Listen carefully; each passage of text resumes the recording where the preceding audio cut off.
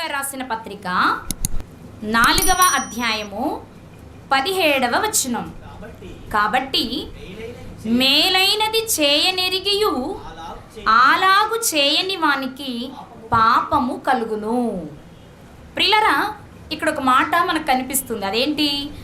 మేలైనది చేయాలని తెలిసి, ఎరిగి ఉండి అంటే తెలిసుండి, మేలైనది చేయాలని తెలిసి అలా చేయకపోతే ఏం కలుగుతుందట? చెప్పాలి, ఏం కలుగుతుంది? ఏది మేలు అసలు? ఏది మేలు అంటే బైబిల్ చాలా మేలులు చెప్పింది. బైబిల్ చాలా చాలా మేలులు చెప్పింది. ఇలా ఉంటే ఇది నీకు మేలు, ఇలా ఉంటే మేలు. వింటున్నారా? చాలా మేలులు చెప్పింది. కానీ ఒక మేలు గురించి ఈరోజు మనం జ్ఞాపకం చేసుకుందాం. మేలైనది చేయాలి, ఇది నీకు తెలియాలి, తెలిసిన తర్వాత నువ్వు చేయాలి. అంతేనా? మేలేంటో నీకు తెలియాలి, తెలిసిన తర్వాత నువ్వు దానిని చేయాలి. ఒకవేళ చేయకపోతే, తెలుసుకోకపోయినా తప్పే, తెలుసుకొని చేయకపోయినా తప్పే అనేది చిన్న పదమేమో, పాపము. మేలైనది చేయనెరిగియు అలాగు చేయని వానికి ఏం కలుగుతుందట? పాపము కలుగుతుందట. ఇంతకీ ఏది మేలు అని ఆలోచిస్తే ఒక మేలే ఈ పూట మనం మాట్లాడుకుందాం. విలాపవాక్యములు 3వ అధ్యాయము 27వ వచనం. యవ్వన కాలమున కాడి మోయుట నరునికి, మళ్ళీ చెప్పాలి, యవ్వన కాలమున కాడి మోయుట నరునికి, చెప్పాలి నన్ను చూసి, యవ్వన కాలమున కాడి మోయుట నరునికి మేలు. ఇప్పుడు ఇక్కడ కూర్చున్న వారందరూ యవ్వనలోనికి వచ్చుంటే, లేక యవ్వనలోనికి రాకపోయినా మీ అందరూ తెలుసుకోవాల్సిన విషయం ఏంటి అంటే, ఈ వయసులో మేము కాడి మోయుట మాకు మేలు. అదేనా మీకు తెలియాల్సింది? ఓ యవ్వనస్తులారా, మీకేం తెలియాలి? మీకేం తెలియాలి? యవ్వనస్తులమైన మేము కాడిని మోయాలి అని మీకు తెలియాలి. బాలికలకు లేక బాలురకు, బాల్య వయసులో ఉన్న వారికి, చిన్నవారికి ఏం తెలియాలి? యవ్వనం వచ్చే నాటికి నేను కాడి మోయాలి. అంతేనా? చిన్నవారికైనా యవ్వనస్తులకైనా తెలియవలసిన విషయం ఏంటంటే, యవ్వనంలో మేము కాడిని మోయాలి అనే విషయం మీకు తెలియాలి. ఒక తెలిసింది. ఇప్పుడు మీరేం చేయాలి? మోయాలి. మోయకపోతే అంతే, వెరీ సింపుల్. మేలైనది చేయనెరిగియు చేయని వానికి పాపము. ఓకే, ఏంటి మేలు అంటే, యవ్వనం వచ్చే నాటికే కాడిని నేను మోయాలి, దేవుడు నాకు అప్పగించిన కాడిని నేను మోయాలి. ఒకవేళ మోయకపోతే తెలిసి చేయట్లేదు కనుక నువ్వు పాపం చేస్తున్నావు. పాపం అంటే దొంగతనం, వ్యభిచారం, మోసం, వీటినే లెక్కలు వేసుకుంటూ మనం గడిపేస్తున్నాం కదా. నా జీవితంలో బాల్యమును దాటి యవ్వనంలోనికి నేను వచ్చాను. ఈ యవ్వనము దేవుని కొరకే. ఈ యవ్వన వయస్సులో నేను దేవుని కాడిని మోయాలి అనే సంగతి నీకు తెలిసి కూడా మోయకుండా నీ ఉంటున్నావు అంటే, ఎన్ని దినములు నువ్వు అలా వేస్ట్ చేసావో అన్ని దినములు నువ్వు పాపం చేస్తూనే వచ్చావన్నమాట. పాపమును కడుక్కున్నాను అనుకుంటున్న వార్లారా, కాడిని మోయకుండా ఇంకెంత పాపం చేస్తూ ఉన్నామో ఆలోచించండి. ఇది మోయగలిగిన వారికి మాత్రమే చెప్పలేదు, అందరూ మోయాలి. ఎప్పుడు మోయాలి? నీకు యవ్వనం వచ్చేటప్పటికే మోయాలి. యవ్వనం వచ్చేటప్పటికే కాడెత్తుకోగలగాలి అంటే బాల్యము నుండే నువ్వు వాటిని తెలుసుకోవాలి, నేర్చుకోవాలి, ఎలా చేయాలో ప్రాక్టీస్ చేయాలి. యవ్వనం వచ్చేటప్పటికి ఆ కాడి నీ భుజం మీదకి వచ్చేయాలి. ఒకవేళ భుజం మీదకి తెచ్చుకోలేదు యవ్వనం వచ్చినా అంటే నువ్వేం చేస్తున్నావు అన్నమాట? కనిపించకనే, తెలియకనే ఆ చిట్టా పెరుగుతూ వచ్చిందనమాట. కాబట్టి యవ్వనం వచ్చేటప్పటికే దేవుడు అప్పగించిన పనిని చేయాలి, ఇది మనకు తెలియాలి. తెలిసి చేయకపోతే పాపం చేస్తున్నాం. ఒకవేళ తెలుసు అనుకుంటున్న వారు కూడా కొన్ని సందర్భాలలో పడిపోవడానికి ఛాన్స్ ఉంది కదా.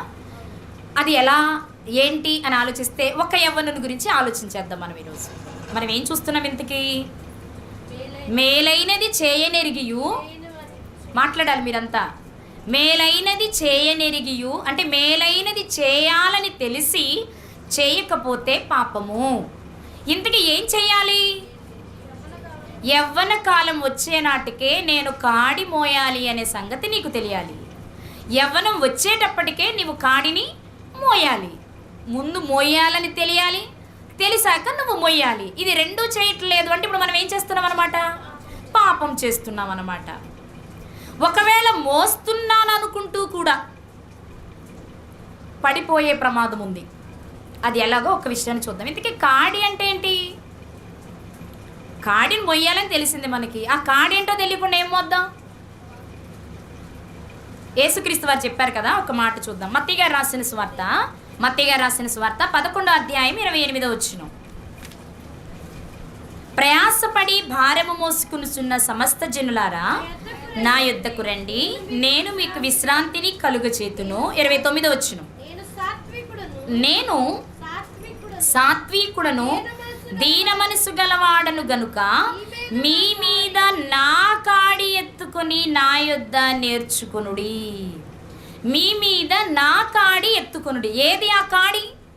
మీరు కాడిని చూసారు ఎప్పుడైనా? అసలు కాడి అంటే తెలుసా మీకు? ఈ జనరేషన్ పిల్లలకి తక్కువ తెలిసి ఉండొచ్చు. ఒకవేళ వ్యవసాయం ఉన్న ఏరియాలో వాళ్ళైతే కొంత తెలియడానికి అవకాశం ఉంది. కాడిని ఎక్కడ పెడతారు అంటే 2 ఎద్దుల మీద పెడతారు. ఎడ్ల బండ్లు తెలుసా మీకు? పిక్చర్స్లోనైనా చూసి ఉండొచ్చు కదా. ఒక బండి కట్టి ఆ బండిని లాగడానికి కాడిని పెట్టి కాడిని మోయటానికి 2 ఎద్దులు పెడతారు. ఈ ఎద్దుల మీద కాడి ఉంటే ఆ కాడి వెనక వేసిన బండి బరువును లాగాలి. ఈ ఎడ్ల మీద పెట్టిన కాడి ఎలా ఉంటుంది అంటే ప్లస్ గుర్తు తెలుసా మీకు?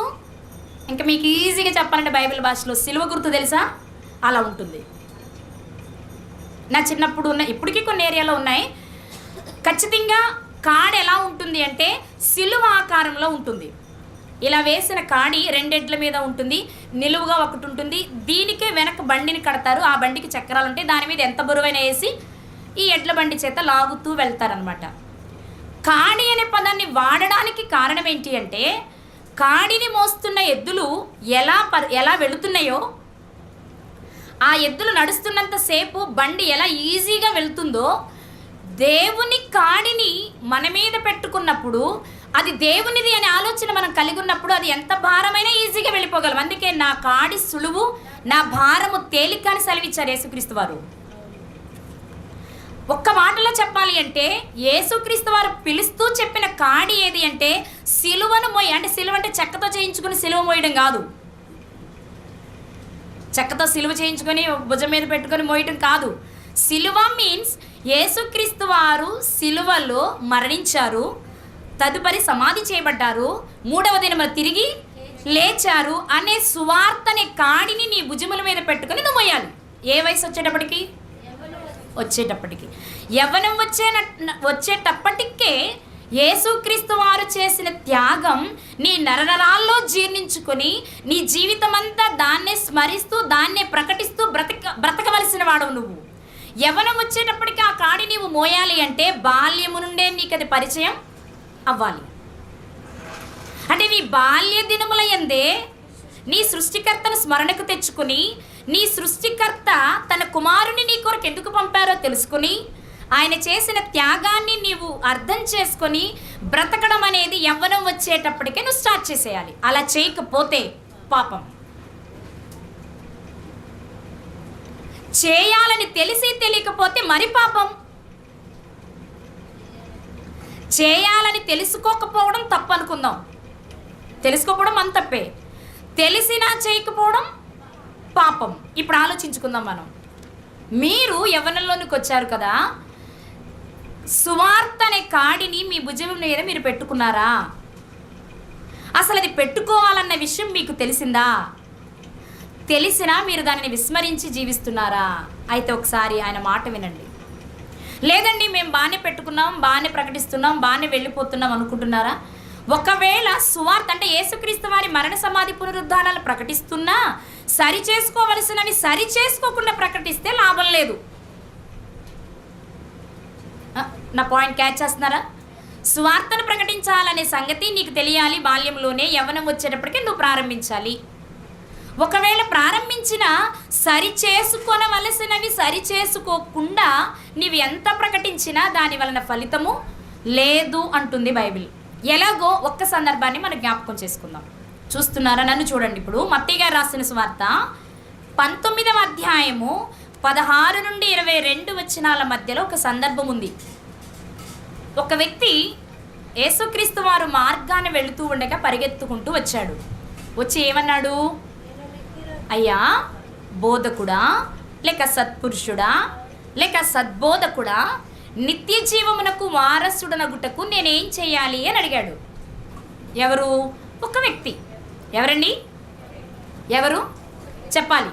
ఒక వ్యక్తి. మీకు చదివితే 16వ వచనంలో ఇదిగో ఒకడు ఆయన యొద్దకు వచ్చి అని ఉంది. ఒకడు అని ఉంది. ఇంతకీ ఆ ఒకడు ఏ వయసు వాడు అంటే అదే పుస్తకంలో 20వ వచనంలో కనిపిస్తుంది మనకి. అందుకు ఆ యవ్వనుడు యేసుక్రీస్తు వారిని ఒక ప్రశ్న అడిగారు, నిత్య జీవం పొందడానికి నేనేం చేయాలి అని. క్రీస్తు వారు సమాధానం చెప్పారు. ఆ సమాధానం విన్న వ్యక్తి ఏ వయసు వాడు అని అడిగితే అదే మత్తయి గారు ఏమంటున్నారంటే అతనొక యవ్వనుడు. ఒక యవ్వనుడేనా అంటే మరొక సువార్తికుడు ఏం చెప్పారు ఒక మాట చూద్దాం.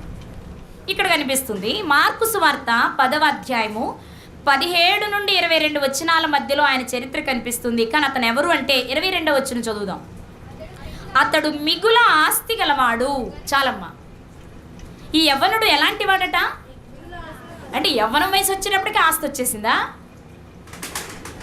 పిత్రార్జితం అయి ఉండొచ్చు, కష్టపడింది అయి ఉండొచ్చు. ఏది ఏమైనా ఇప్పుడు అతను ఎలా ఉన్నాడు చెప్పాలి? మిగుల ఆస్తి గలవాడు. ఆస్తినే కాదు, ఏ ఆస్తి? మిగుల ఆస్తి అంటే చాలా ధనవంతుడు అనమాట. అందుకే యేసుక్రీస్తు వారు అంటారు ఈ సందర్భం అయ్యాక, ధనవంతుడు పరలోక రాజ్యంలో ప్రవేశించుట కంటే వంటే సూది బెజ్జంలో దూరుట సులభం అని చెప్పారు ఆయన. లేదంటే ధనవంతుడు పరలోక రాజ్యంలో ప్రవేశించుట దుర్లభం అని చెప్పారు ఆయన. మనం ఏం వింటున్నామంటే యవ్వనం వచ్చేటప్పటికే కాడి మోయాలని తెలియాలి, తెలియకపోతే తప్పు. ఓకే, తెలిసింది, తెలిసి చేయకపోతే పాపం. ఓకే, తెలిసి చేస్తున్నావు కానీ చేసేది ఎలా చేస్తున్నావు అని తెలుసుకోవడం ముఖ్యం. ఎలా చేయాలి అని తెలుసుకోవడం కొరకే ఇది ఒక యవ్వనుని దగ్గరకు వచ్చాం. ఈ యవ్వనుడు ఒక్క యవ్వనుడే కాదు, ధనవంతుడు కూడా. ఒక్క ధనవంతుడే కాదు. మరొక మాట చూద్దాం. లూకా సువార్త 18వ అధ్యాయము 18వ వచనం. ఇది కూడా అతన్ని గూర్చిన సందర్భమే. లూకా గారు రాస్తున్నారు ఏమని? ఒక అధికారి ఆయనను చూచి, ఇతను ఎవరట? అధికారి. ఎన్నున్నాయి ఇతనికి? ఇప్పుడు మంచి యవ్వనంలో ఉన్నాడు, మంచి వయస్సులో ఉన్నాడు, అప్పటికే మిగులు ఆస్తిపరుడు, అప్పటికే ఒక అధికారము కూడా కలిగిన వ్యక్తి. ఇన్ని ఉండి ఏం చేస్తున్నాడో తెలుసా? వింటున్నారా నా మాట? ఇన్ని ఉండి చాలా ధైర్యంగా యేసుక్రీస్తు వారి దగ్గరకు వచ్చాడు. ఏమని అడుగుతున్నాడు? మీరు బాగా ఆలోచించండి. అయ్యా, నేను పాపిని, నా పాపం పోగొట్టుకోవడానికి నేనేం చేయాలని అడగట్లేదు. అయ్యా, నాకు వాక్యం వినాలని చాలా ఆశగా ఉంది, వాక్యం వినాలంటే నేను ఎక్కడికి రావాలని అడగట్లేదు. ఏమడుగుతున్నాడు? ప్రశ్నే, నిత్య జీవమునకు వారసుడనగుటకు నేనేం చేయాలి అంటే ఇతనిలో ఒక ఆలోచన ఉంది. ఏంటది? నేను నిత్య జీవాన్ని పొందడానికి తగిన పరిస్థితుల్లోనే ఉన్నాను. ఇప్పుడు నేను అడిగిన యేసుక్రీస్తు ఏం చెప్తాడు? ఓకే, నువ్వు అన్ని రకాలుగా బాగున్నావు అని చెప్తాడని ఎదురు చూసుంటాడు బహుశా కదా. అడుగుతున్న ప్రశ్న ఎలా ఉంది? నేను ఇలా చేస్తున్నానయ్యా, సరిపోతుందా? నన్ను ఇంకేమైనా చేయమంటారా? నిత్య జీవం వెళ్ళడానికి నేను చేసే సరిపోతున్నాయా లేదా అని అడగట్లా. అవునా? అతను ఎలా అడగొచ్చు? నేను నిత్య జీవం పొందాలనుకుంటున్నానయ్యా, ఇదిగో నేను బాల్యం నుండి ఇలా జీవిస్తున్నాను, నా ప్రవర్తన ఇది, నా మనస్సు ఇది, సరిపోతుందా? నేను ఇంకేమైనా చేయాలని అడగట్లా. అసలు నిత్య జీవం పొందాలంటే నేనేం చేయాలని అడుగుతున్నాడు. నువ్వేం చేయక్కల చాలు అంటారు అనుకుని ఉంటాడు, కన్ఫర్మ్ చేయట్లా నేను. కానీ అతని ఉద్దేశం అదే అనిపిస్తుంది మనకి ఇక్కడ చూస్తే. ఇప్పుడు ప్రభు చెప్పారు, హృదయ రహస్యాలు ఎరిగిన వారు ఆయన. అందుకే ఆయనకు అర్థమయ్యి చక్కగా చెప్పారు. ఏమని? మీరు ఈ 3 సువార్తలను దగ్గర పెట్టుకుని ఇంటి దగ్గర చదువుకోండి. ఏ 3 సువార్తలు చదువుకోండి. రేపు మాత్రం ఎగ్జామ్ పెడతాను దీని మీదే. ఇతను అడిగిన వెంటనే యేసుక్రీస్తు వారు ఏమన్నారు అంటే, ధర్మశాస్త్రంలో ఆజ్ఞలు ఉన్నాయి కదా, వాటిని పాటించు అన్నారు. ఏమన్నారు? ధర్మశాస్త్రంలో ఆజ్ఞలు ఉన్నాయి కదా, వాటిని పాటించు అన్నారు. అనగానే అతనేమన్నాడు? మీకు తెలిసిన విషయాలే. అతనేమన్నాడు? చూద్దాం. ఇక్కడ ఎందులో ఉన్నారు మీరు? లూకాలో ఉన్నారా? ఒకసారి చూడండి. 18వ అధ్యాయం లూకాసు వార్త 21వ వచనం. అందుకతడు బాల్యము నుండి వీటన్నిటినీ అనుసరించుచూనే ఉన్నాను. ఎప్పటి నుండి అనుసరిస్తున్నాడట? బాల్యము నుండి అనుసరిస్తున్నాడు. వినడం కాదు, నా మాట పట్టుకోవాలి మీరు. బాల్యము నుండే వింటున్నానయ్యా, బాల్యము నుండే నా తల్లిదండ్రులు నేర్పుతున్నారని చెప్పట్లా. బాల్యము నుండి నేను అనుసరిస్తున్నానంటే అసలు ఏ వయసు నుంచి నేర్చుకుంటున్నాడు? మరినా బాల్యం వచ్చేటప్పటికే నేర్చేసుకున్నాడు. అవునా? బాల్యానికి ముందు చదువుకున్న పిల్లలకి నవజాత శిశువు అంటారు, చిన్నవాళ్ళని, 2 సంవత్సరాల లోపు వాళ్ళని. బహుశా ఉగ్గుపాలతోనే తల్లిదండ్రులు వానికి నేర్పుంటారేమో. అందుకే అతను ఏమంటున్నాడు? నేను బాల్యము నుండే చేస్తున్నానంటే అర్థం ఏంటి? ఇక నాకే ఆటంకం లేదా నిత్య జీవం పొందడానికి అని కాబోసు అతని ఉద్దేశం. వెంటనే యేసుక్రీస్తు వారు ఏమన్నారు? అయితే నీకొకటి కొదువుగా ఉంది అన్నారు. నీకొకటి కొదువుగా ఉంది అన్నారు. ఇప్పుడు అతను ఏం చేయాలో మీరు చెప్పండి. నిజంగా నిత్య జీవం కావాలి అంటే కొదువుగా ఉన్నది ఏంటి ప్రభువా అని అడగాలి. ఆ కొదువును తీర్చుకునే ప్రయత్నం చెయ్యాలి. అంతే కదా జరగాల్సింది. మీరు బాగా ఆలోచించండి. యేసుక్రీస్తు వారి లిస్టు చెప్పారు ఇక్కడ. వ్యభిచరించొద్దు, నరహత్య చేయొద్దు, మోసం చేయొద్దు, దొంగిలించవద్దు, అబద్ధ సాక్ష్యం పలకవద్దు, నీ తల్లిదండ్రులను సన్మానింపు, మన ఆజ్ఞలు నీ వెరుగుదు కదా. అంటే ఇతనికి ధర్మశాస్త్రం తెలుసు అనమాట. ధర్మశాస్త్రము చిన్న వయసు నుంచే నేర్చుకున్నాడు. సరైన బాల్యం వచ్చేటప్పటికీ అవి పాటించడం ప్రారంభించేశాడు. ఇప్పుడు యవ్వనంలోనికి వచ్చేసాడు. ఇక నాకే బాధ లేదనుకునే స్థితికి వెళ్ళిపోయాడు. కానీ యేసుక్రీస్తు వారి దగ్గరకు వచ్చి అడిగారు కనుక సరిచేయడం ఆయన ధర్మం కనుక ఒక్కొక్క విషయాన్ని నేర్పిస్తున్నాడు. నాయనా మంచిది, నువ్వు అడిగిన ప్రశ్న చాలా బాగుంది. అంటే నేను మొత్తం వివరించట్లా, మన సందర్భానికి మాత్రమే మాట్లాడుతున్నా. నీకు కొన్ని ఆజ్ఞలు తెలుసు కదా ధర్మశాస్త్రంలో. వ్యభిచరించొద్దు, దొంగతనం ఇతను చూడండి, దొంగతనం చేయట్లేదట, వ్యభిచరించట్లేదట, మోసం చేయట్లేదట, తల్లిదండ్రులను సన్మానిస్తున్నాడట. ఇన్ని పనులు చేస్తున్నాడా బాల్యం నుండి? చెప్తున్నాడు సాక్షాత్ యేసుక్రీస్తు వారితోనే. ఒకవేళ అతను చేయకపోతే యేసుక్రీస్తు వారు ఏమంటారు?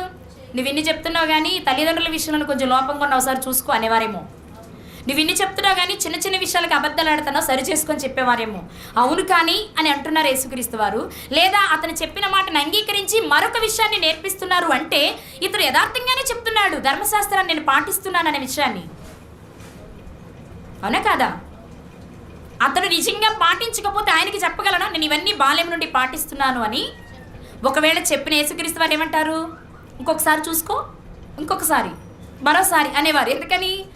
అతనికైనా చేసినవి జ్ఞాపకం రావడానికి. కానీ అలా కాకుండా అలా అయితే నీకు ఒకటి కొదువుగా ఉంది నాయన, దీన్ని సరి చేసుకో అంటున్నారు. ఇప్పుడు ఇతను ఏం చేయాలో మీరు చెప్పండి. యవ్వనం వచ్చే నాటికే ధర్మశాస్త్రాన్ని అనుసరించే స్థితిలో ఉన్నప్పటికీ తనకొకటి కొదువుగా ఉన్నప్పుడు నిజంగా నిత్య జీవం కొరకే అతను ఎదురు చూస్తే అతనేం చేయాలి? ప్రభువా ఒక్కటేనా? అయితే మంచిదయ్యా, అదేంటో నాకు త్వరగా. అది కాకుండా 99 ఉన్నాయి బాబు, నువ్వు ఒకటే మంచి చేస్తున్నావు అన్నారు అనుకోండి. 99 అయితే కష్టం లేండి, నేను చేయలేను అనుకోవచ్చు. కానీ ప్రభువారు చెప్తున్నది ఏంటి? అన్నీ బాగున్నాయి, ఒక్కటే ఉందన్నప్పుడు ఎంత ఈజీ దాన్ని మార్చుకోవడం మీరు చెప్పాలి. ఎంత ఈజీ అంటారు? కానీ అతను చేశాడా? ఏంటి ఆ ఒక్కటి అంటే యేసుక్రీస్తు వారు చెప్పారు ఏమని? నీకు కలిగిన ధనమును అమ్మి పేదలకిచ్చి నీవు వచ్చి నన్ను వెంబడించు. పేదల కొరకు నీ ధనాన్ని ఖర్చు పెట్టు. ఇక్కడ చాలా విషయాలు నేర్చుకోవాలి అసలు మనం. పేదలంటే శరీర సంబంధంగానా, ఆధ్యాత్మిక సంబంధంగానా? ఆధ్యాత్మిక సంబంధమైన పేదలు ఎలా ఉంటారు, వారికి ఎలా మనం సహాయం చేయాలి అనే పాయింట్ నేర్చుకోవాలి. అలాగే పరలోకంలో నీకు ధనము కలగాలంటే పరలోక సంబంధమైన ధనాన్ని మనం ఎలా సమకూర్చుకోవాలో తెలియాలి. ఇప్పుడు నా టాపిక్ అది కాదు కాబట్టి నేను వాటి జోలికి వెళ్ళట్లేదు. కానీ ఇక్కడ మనం నేర్చుకోవాల్సిన విషయం ఏంటి అంటే ధర్మశాస్త్రం అంతటినీ పాటిస్తున్నా ఒక చిన్న విషయమే లోపమైతే ఒక చిన్న విషయాన్ని కన్సిడర్ చేయరా దేవుడు? చేయాలి కదా? చేయాలా వద్దా చెప్పండి? చేయాలి కదా. మరెందుకు? చేశారా? చెప్పాలి. చేశారా? లేదు. అన్నీ చేస్తున్నాడు కదా, తను అన్నీ చేస్తున్నాడు కదా. మరి ఒక్కటే కదా, సరి చేసుకోవచ్చు కదా. కొన్ని సందర్భాలలో ఒకటే అయినా చిన్నదే అయినా చాలా కష్టంగా ఉంటుంది, గడ్డుగా ఉంటుంది మార్చుకోవడానికి. ఎందుకంటే మిగిలిన వాటికంటే వాటిని మనం ఎక్కువగా ప్రేమిస్తున్నప్పుడు దాన్ని విడిచిపెట్టడం చాలా కష్టంగా అనిపిస్తుంది. మరి ధర్మశాస్త్రంలో అన్ని పాటించి ఒక్క చిన్నదాని వలన పరలోకాన్ని కోల్పోవడం మంచిదంటారా? కానీ ఒకటే కదండి, యేసుక్రీస్తు వారు అలా ఎందుకు చెప్పారు అని మీరు అనుకోవచ్చేమో. అదే విషయాన్ని గురించి యాకోబు గారు రాస్తూ ఒక మాట చెప్పారు, చూద్దాం. యాకోబు గారు రాసిన పత్రిక 2వ అధ్యాయము 10వ వచనము. ఎవడైనను ధర్మశాస్త్రమంతయు గైకొనియు ఒక ఆజ్ఞ విషయంలో తప్పిపోయిన ఎడల ఆజ్ఞలన్నిటి విషయంలోనూ అపరాధియగును. అంటే అన్నీ సంపూర్ణంగా చేయాల్సిందేనా అన్నమాట. బైబిల్ సెలవిస్తున్న మాట ఏంటి అంటే ఎవడైనా. ఇక అందులో మీరు ఎవరిని పెట్టుకుంటారో మీ ఇష్టం. అధికారం ఉన్నవాడా, డబ్బున్నవాడా, చదువున్నవాడా, ధర్మశాస్త్రం తెలిసినవాడా, ఎవరిని పెట్టుకుంటారో మీరు ఆ ఎవడిలో పెట్టుకోండి, మీ ఇష్టం. బైబిల్ చెప్పిన మాట. నువ్వెవరివైనా సరే ధర్మశాస్త్రంలో ఒకటి తప్ప అన్నీ పాటించారని ఆ ఒక్కటే ఉందిలేండి దేవుడు ఎలాగోలా సరిపెట్టేసుకుంటాడు అనుకుంటున్నావా? కానీ ఆ ఒక్కదాని విషయంలోనే మిగిలినన్నిటి విషయంలోనూ అపరాధ అయ్యే ప్రమాదం ఉందట. ఇప్పుడు మనం వేసుకున్న ప్రశ్న, చాలా చేస్తున్నాం మనం మంచి పనులు, ఏదో 1-2 విషయంలో ఎక్కడైనా తప్పిపోతున్నామేమో. ఒకటే కదా, చిన్నదే కదా, ఈ ఒక్కటే కదా అనుకుంటున్నావా? ఆ ఒక్క విషయంలోనే ఒకవేళ పరలోకాన్ని కోల్పోతావేమో. అప్పుడు 99 చేసి లాభమేముంది? ఉందా? చెప్పాలి మీరు. ఉందా? లేదు కదా. అదే ఆ యవనస్తుని జీవితంలో జరుగుతున్న సన్నివేశం ప్రియులారా. ధర్మశాస్త్రంలో ఆజ్ఞలన్నీ పాటించారు, ఒకటి మాత్రం అతను కొదువుగా ఉన్నదనే విషయాన్ని యేసుక్రీస్తు వారు గమనించారు. చెప్పారు ఏమని? నీకున్న ఆస్తినంతా అమ్మి పేదలకు ఇచ్చేసేయి, నువ్వు వచ్చి మాత్రం నన్ను. ఆస్తిని అమ్మేయి అంటే బాగుండేదేమో, ఇప్పుడు అమ్మేసి దగ్గర పెట్టుకునేవాడేమో డబ్బు రూపంలో. ఆయన ఏమన్నారు? అమ్మింది పేదలకు ఇవ్వు. ఓకే, ఇప్పుడు అదైనా చేస్తానండి, అమ్మేసిందే వాళ్ళకి ఇచ్చేసి నా ఇష్టం వచ్చినట్టు తిరుగుతానండి, కుదరదు.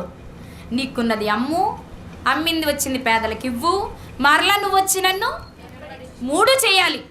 ఒకదానిలో 3 కలిపి మాట్లాడుతున్నారు యేసుక్రీస్తు వారు. ఇప్పుడు ఇతనికి ఎలా అనిపించింది? ఇది చాలా కష్టంగా ఉంది. దీన్ని మనం చాలా సందర్భాలు చాలా రకాలుగా మాట్లాడుకుంటాం. ఎలా అంటే అతడు ధనవంతుడు కనుక, ఆ వయసు వచ్చేటప్పటికే చాలా ధనాన్ని సంపాదించాడు కనుక ధనం మీద మక్కువ ఉంటుంది, సహజం. సంపాదించుకున్న, అందుకే బైబిల్ కూడా చెప్పింది ఏమని? నీ ప్రాణం అక్కడే ఉంటుంది, దాని చుట్టూనే నీ ప్రాణం తిరుగుతుంది. ఎవరో అంటే కంప్లీట్ దేవుని మీదకి మళ్ళిన వారు ఇక్కడ ఎన్ని కోట్లున్న మనసు ఉండదు, అటు ఇటుగా ఉంటారు చూడు. వాళ్ళు ఎక్కువ శాతం ఎవరి వైపు మగ్గు చూపుతారంటే ధనానికే మగ్గు చూపుతారు, సిరికే విలువనిస్తారు. కాబట్టి చాలా జాగ్రత్తగా మనం ఆలోచించవలసిన విషయం ఏంటంటే అతను యవ్వన ప్రాయం వచ్చేటప్పటికే మిగులు ధనవంతుడు కనుక ఒకవేళ ధనాన్ని అమ్మడానికి ఇష్టపడలేదు అనుకుందాం. ధనవంతుడు కనుక ధనాన్ని అమ్మేసి, లేక ధనవంతుడు కాబట్టి తనకున్న ఆస్తినంతా అమ్మేసి పేదలకు ఇవ్వడం కష్టంగా అనిపించింది. రెండవది, క్రీస్తు దగ్గరకు రావడం మరి కష్టంగా అనిపించింది. ఇక్కడ మనం ఒక అద్భుతమైన సంగతి తెలుసుకోగలిగితే, మనకి బైబిల్ గ్రంథం ఒక విషయాన్ని సెలవిచ్చింది సామెతల గ్రంథంలో. నీకున్నదంతా ఇచ్చి ఏం సంపాదించుకోవాలి? ఇచ్చి బుద్ధి సంపాదించుకోవాలి. ఒకసారి చూద్దాం. సామెతల గ్రంథము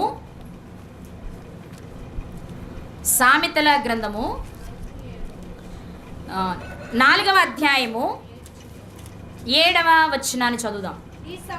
సామెతల గ్రంథము 4వ అధ్యాయము 7వ వచనం. జ్ఞానము సంపాదించుకొనుటయే జ్ఞానమునకు ముఖ్యాంశము, నీ సంపాదన అంతా ఇచ్చి బుద్ధి సంపాదించుకో. మీరు ఒక విషయాన్ని గమనించాలి. ఆ యవ్వనుడు ధర్మశాస్త్రంలో ఉన్న ఆజ్ఞలన్నీ తెలుసు, ధర్మశాస్త్రంలో ఉన్న ఆజ్ఞలను పాటిస్తూనే ఉన్నాడు. కానీ ధర్మశాస్త్రాన్ని పాటిస్తున్న అతనికి ప్రాముఖ్యమైన మరొక విషయం తెలియలేదు. ఏంటది? ధర్మశాస్త్రానికి ముగింపైన, బుద్ధికే కేర్ ఆఫ్ అడ్రస్ అయిన క్రీస్తును వెంబడించే విషయంలో సంకోచిస్తున్నాడు. యేసుక్రీస్తు వారికి వచ్చి వ్రాయబడిన మాట, బుద్ధి జ్ఞాన సర్వసంపదలు క్రీస్తునందే గుప్తములై ఉన్నవి. క్రీస్తే దేవుని శక్తియు దేవుని జ్ఞానమునై ఉన్నారు. జ్ఞానము అనగానే మనకు గుర్తుకు రావాల్సిన వ్యక్తి క్రీస్తు, బుద్ధి అనగానే మనకు గుర్తుకు రావాల్సిన వ్యక్తి క్రీస్తు. అంటే ధర్మశాస్త్రంలో చెప్పిన విషయాలు, అంటే దొంగతనం చేయొద్దు, అబద్ధం ఆడవద్దు, ఇలాంటివన్నీ తెలుసు. కానీ ఇవి చేస్తున్నాడు. కానీ క్రీస్తును అంగీకరించుటకు ఇష్టం లేదు మనస్సు. క్రీస్తు దగ్గరకు రావాలి అంటే లోక సంబంధమైన ఆస్తులు వదులుకోవాలి. క్రీస్తే మన ఆస్తి అనుకోగలగాలి. క్రీస్తు దగ్గరకు రావాలంటే శరీర సంబంధమైన కోరికలన్నీ చంపుకోగలగాలి.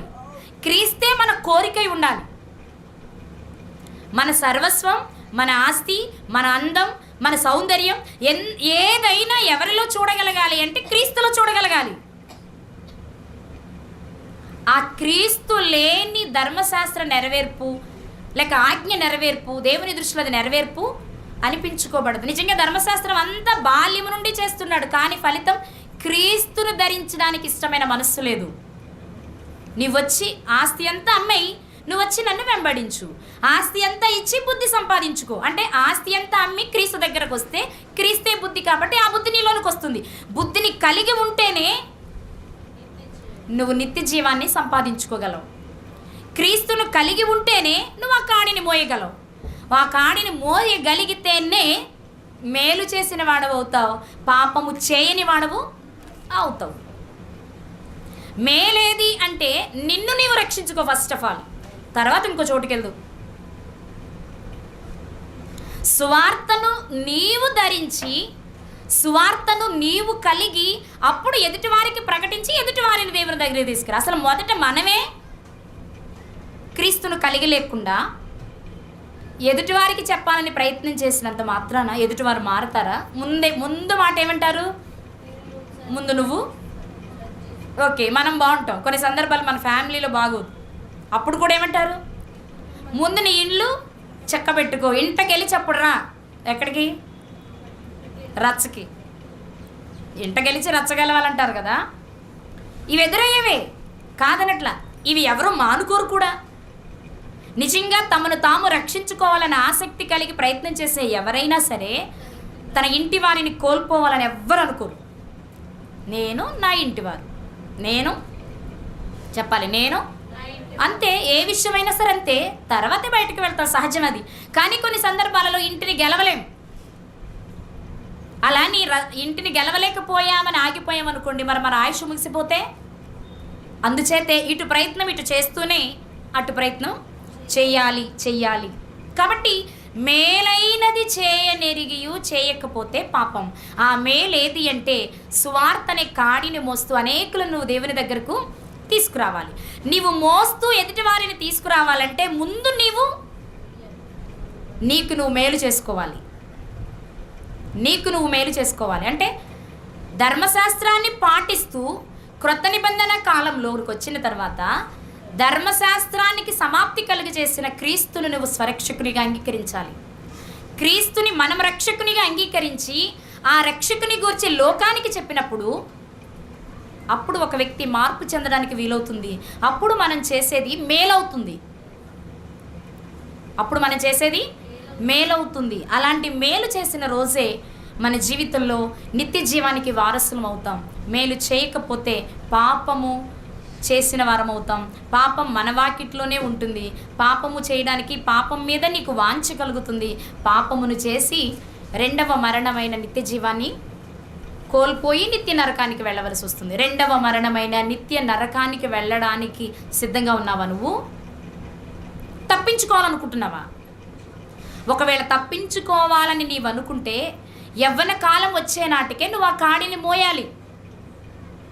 యవ్వనంలోనే మోయాలి అంటే బాల్యము నుండే తెలియాలి. తెలిసి మోస్తున్నాను అనుకుంటూ నీలో ఉన్న చిన్న చిన్న లోపాలను నువ్వు ఒకవేళ సరి చేసుకోలేకపోతే ఆ యవ్వనులా మనకి ఏవో ఒక లోపాలు ఉంటాయి, ఉండవా?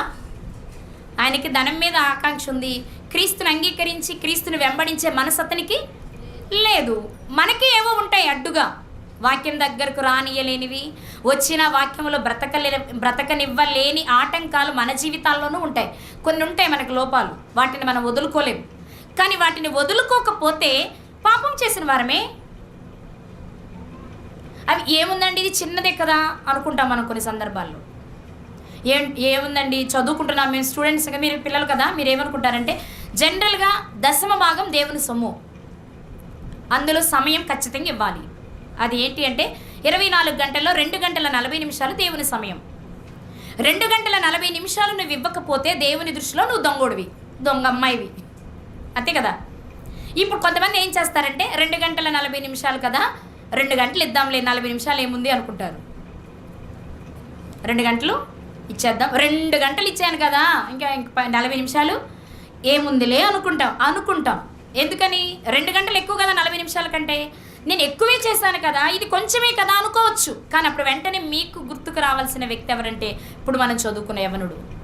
ధర్మశాస్త్రంలోని ఆజ్ఞలన్నీ బాల్యము నుండే పాటించే స్థితి కలిగిన తనకున్న ఒక్క లోపాన్ని సరిచేసుకోవడానికి సిద్ధపడలేకపోయాడు. అంత మాత్రాన ఆయన యేసుక్రీస్తు దానిని అంగీకరించలేదు. దాన్ని సరిచేసుకుంటేనే అన్నారు. 2 గంటల 40 నిమిషాలు అనుకునే మనం 2 గంటలు ఇచ్చాం కదా అనుకుంటున్నామేమో, నాకు నా 40 నిమిషాలు బాకీ ఉన్నారని అంటారు ఆయన. ఆయన దృష్టిలో మనం దొంగలమే. మనం చాలాసార్లు చదువుతాం శరీర కార్యాల గురించి, మనుషుల్లో నుండి వచ్చే దుష్క్రియల గురించి మనం చదువుకునే వాటిల్లో దొంగలు అనే పదం ఖచ్చితంగా కనబడుతుంది. దొంగలంటే ఎవరు? కేవలం డబ్బు దోచుకునేవారు అనుకుంటున్నారా? దేవుని సమయాన్ని దోచేవారు కూడా దొంగలే. దేవుని సమయాన్ని దోచేవారు దొంగలే. అందులో మనం ఉన్నామేమో ఒకసారి చూసుకోండి. మోసగాళ్ళు ఎవరు? ఎదుటి వారిని మోసం చేయడమే కాదు, దేవుణ్ణే మోసం చేసే గొప్పవాళ్ళం మనం. మాటిస్తాం, నెరవేర్చాం. మరి మనమెవరివి? మోసగాళ్ళమే కదా.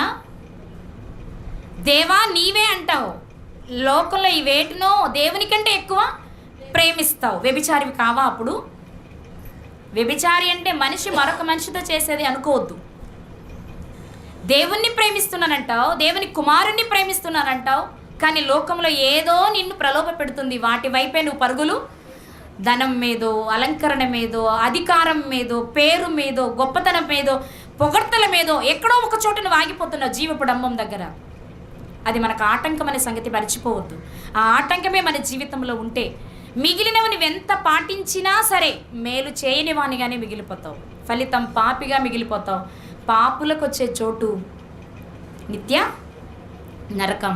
నరకానికి వెళ్ళడం ఆయనకి ఇష్టం లేక మనకి అవకాశం ఇచ్చారు. ఈ సమయంలో ఇక్కడ కూర్చున్న మనం ఒక విషయాన్ని ఆలోచిద్దాం. మేలు ఏది అంటే మనల్ని మనం రక్షించుకోవడం మనకు మేలు. రక్షించబడిన మనం అదే సువార్తను చేతపట్టి లోకంలోనికి వెళ్ళి మరొకరిని రక్షించడం మేలు. ఆధ్యాత్మిక సంబంధమైన మేలు ఖచ్చితంగా చేసి తీరాలి. శరీర సంబంధమైన మేలు నీ పరిస్థితిని బట్టి చేయకపో.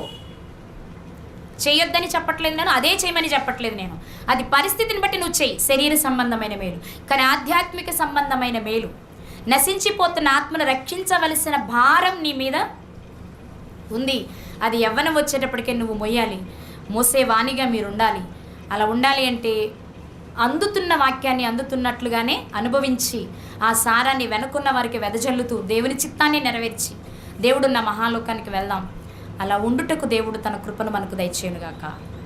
ఆమేన్.